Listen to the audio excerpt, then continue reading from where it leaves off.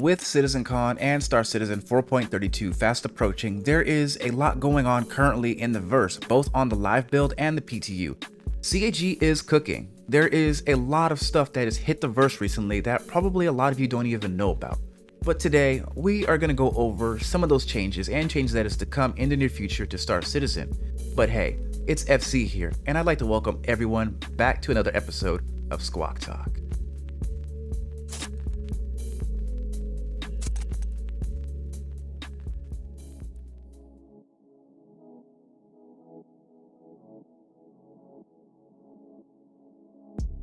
Over the weekend on Friday, October 3rd, CAG decided to drop Star Citizen 4.32 into the open PTU, which surprised everyone.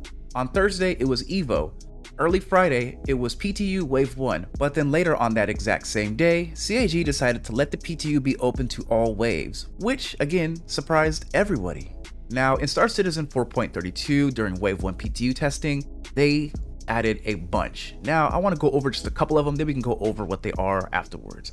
So one of the first things I noticed that they added is the brand new Quinar's Tech Armor into Wicklow Shop. So we got a quick little glimpse of that, and also a pair of binoculars.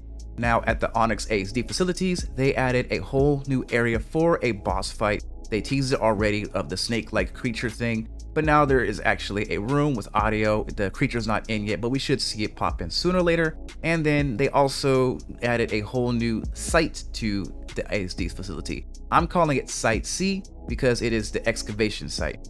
And then after that, FPS tractor beam movement has been boosted. Now you can easily move the tractor beam left and right as quick as possible without no issues at all. It's ridiculous how fast it is. It's reminiscent of the Argo ATLS's movement when it comes to moving cargo boxes around, so real fast, real quick and easy.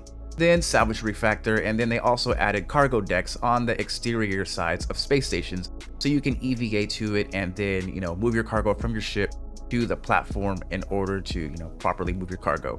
This may hurt some people who fly the whole series because they now probably have to manually move all that cargo off their ship onto the cargo grid that's on the exterior side of a space station. But yeah, let's now go over some of the things that I just mentioned. Over at the Onyx facilities, the main elevator in the main lobby with the ASOP terminals is now open. If you happen to venture into the open shaft, you're going to find an air vent which will lead you to a locked red security door that requires a key code in order to enter. Now, if you use the advanced camera to look through this door, you will see that there is another elevator on the other side that says excavation site. Now, this entry point is the shortcut to get into the excavation site faster, while there is another elevator which will take you there as well. But in the current build of the PTU, there is no code to make your way over to Site C, so we are going to have to wait till it's implemented in the next coming days once CAG starts updating the PTU yet once again. Now, CAG also added a brand new boss fight chamber. Now, I must make this very clear, this is not the excavation site, nor is it Site C. This is just a small little area off to the side in Site B that is made for the boss fight. I know because there is an elevator in this area that will take you to the excavation site, but in the current build of the PTU, the elevator is rendered useless because it doesn't take you anywhere except for your current location. So it'll be available once they start updating the PTU in the next coming days before CitizenCon. But it actually makes me laugh how comical people are acting in the PTU claiming that this is actually Site C, but it's real obvious that it's just a battle arena and that's what it's going to be used for. Now, the creature's name that we are fighting is called the Yormandi. The only reason why I know it's called that is because of what the music is called in this area. It's literally called Onyx Yormandi Battle Music. Now, last year, CIG teased us with two separate photos showing a cave-dwelling Valakar worm and then a jungle-dwelling Valakar worm. So I'm going to assume that the one we are going to be fighting is going to be the one in the first still image just because it matches, and a lot of the stuff that CIG showed us during last year's CitizenCon is now more or less hitting us now. Including the very next item I want to talk about is the brand new cargo decks on the exterior of certain space stations in the Pyro system.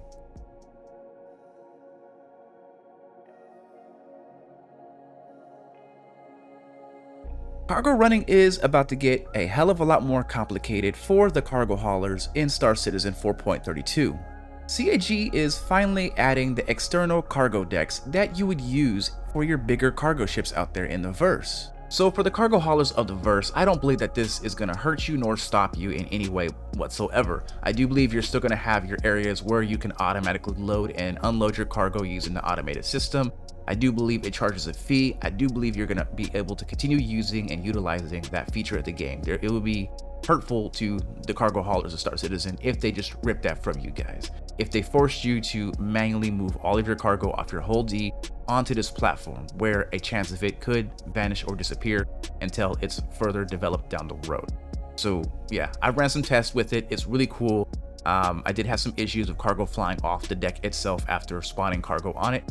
But it's cool, and CIG teased this last year at yet again CitizenCon during the whole entire base building section of CitizenCon. They had one of these platforms out in orbit that they were using to accept cargo in order to manufacture your base out in orbit around a planet or wherever you're going to put this huge item. Again, this is very cool, and I can't wait to see what cargo haulers are going to do. I can't wait to see pirates trying to steal cargo off of these bigger ships as the cargo haulers are trying to unload their cargo, because it's going to cause a lot of chaos and mayhem and a lot of complaints. But I'm here to watch all of it from the shadows because I'm very interested to see how well this is going to work. So far, I've only been able to find these platforms in Pyro. I ventured to a few stations in Stanton, but I was not able to locate them there. So if anyone in the Stanton system was able to find more of them, please comment down below with a yes or no. And in other news, they are continuing the work on the AI turrets, and they also adjusted the sensitivity for the True Hold multi-tool. Now the tractor beam is extremely snappy and sensitive to your movements. It's pretty much reacting just the way how the Argo ATLS moves.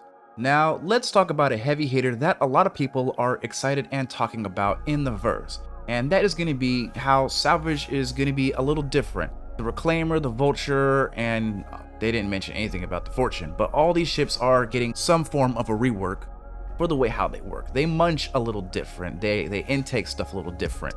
Some ships are wicked fast, like the Reclaimer versus the Vulture, which is obviously a smaller ship which can't intake as much cargo as fast as possible due to the size of its modules and stuff like that.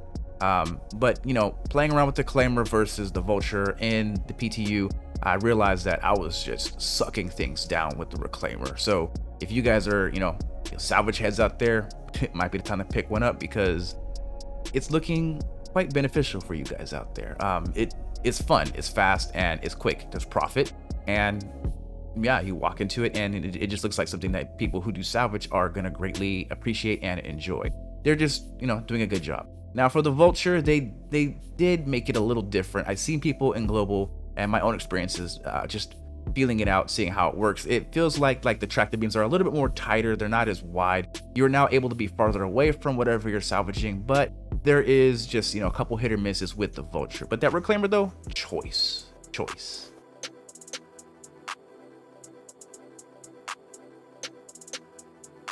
Now, before we start talking about CitizenCon, I have a huge announcement about yours truly, the biggest bird in the verse, and the channel, Fried Chicken.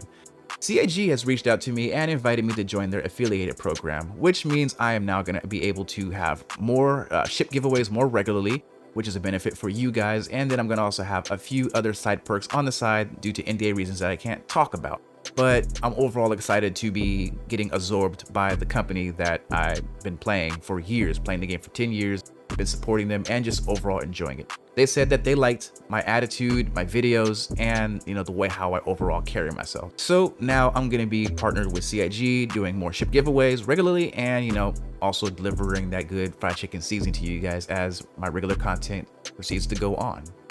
CitizenCon is quite literally a week away, and CIG has been dropping nothing but leaks and hints left and right.